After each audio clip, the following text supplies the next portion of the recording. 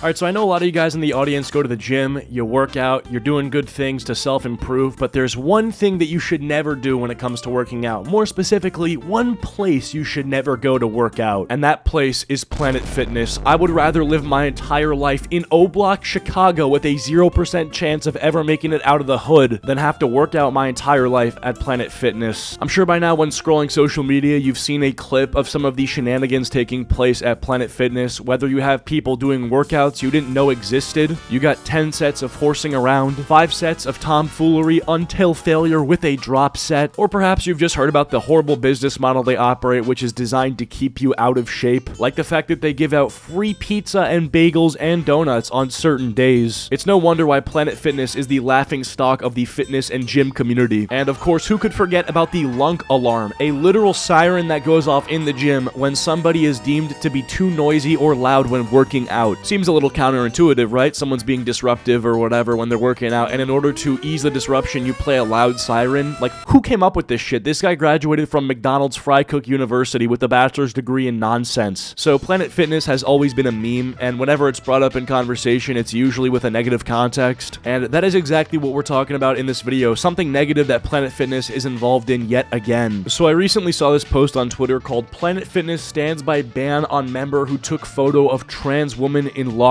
room." And if you go to the replies, I'm seeing a lot of people supporting Planet Fitness's decision. They're saying, good, they're supposed to be a no-judgment gym. Anyone who takes pictures of strangers in the locker room of any gym should be thrown out. Well done at Planet Fitness. Please continue to fight transphobia. Now, I feel like this entire discourse about like bathrooms and locker rooms and the whole gender conversation is it is such a cancerous conversation, one where I think at this point in time, everyone's kind of made up their mind. Like, this video is not going to change anyone's mind on this issue. So I don't want to be arguing specifically about that. My point with making this video is to say that I think the person who took this photo should not be banned, and I'll explain why. Obviously, most of the replies are spitting facts, like you should not be taking pictures of people in the locker room or in the bathroom, like that's sus, like that's a total invasion of privacy, unless you're in China where they literally have webcams and surveillance cameras in the bathrooms, sponsored by the government. It is pretty weird to be recording people in the bathroom. However, in this situation, I can see why the woman who took this picture did what she did. Well, because this is the actual picture that she took of the trans woman in the locker room. Now,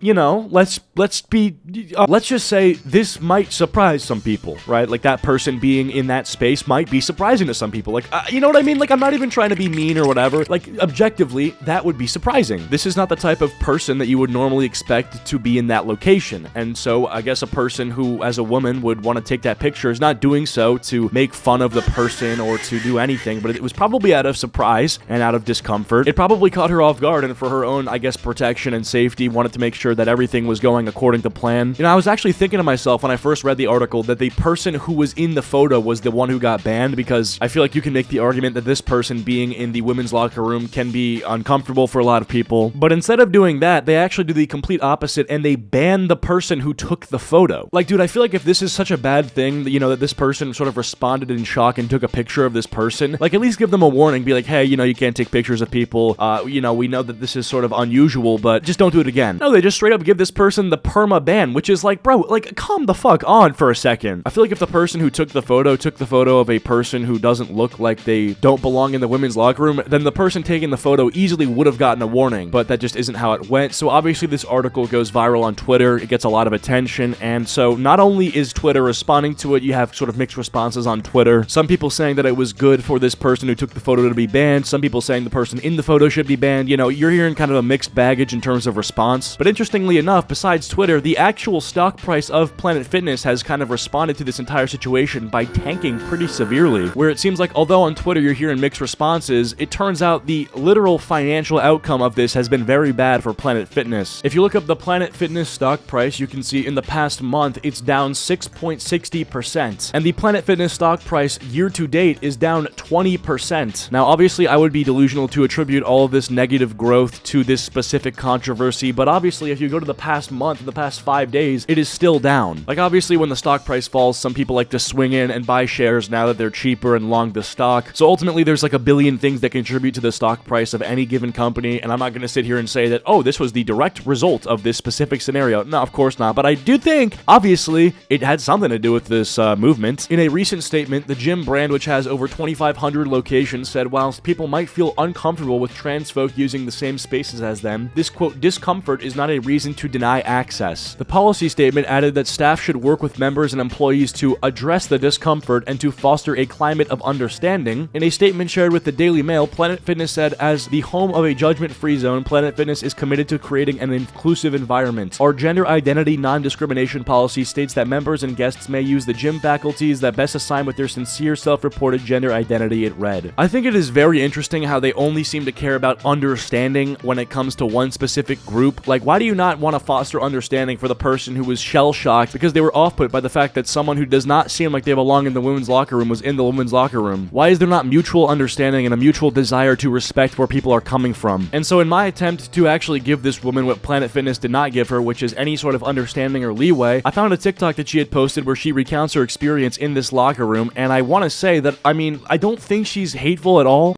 I realize he wants to be a woman. He gets to be a woman. I love him in Christ. He's a spiritual being having a human experience. He doesn't like his gender, so he wants to be a woman.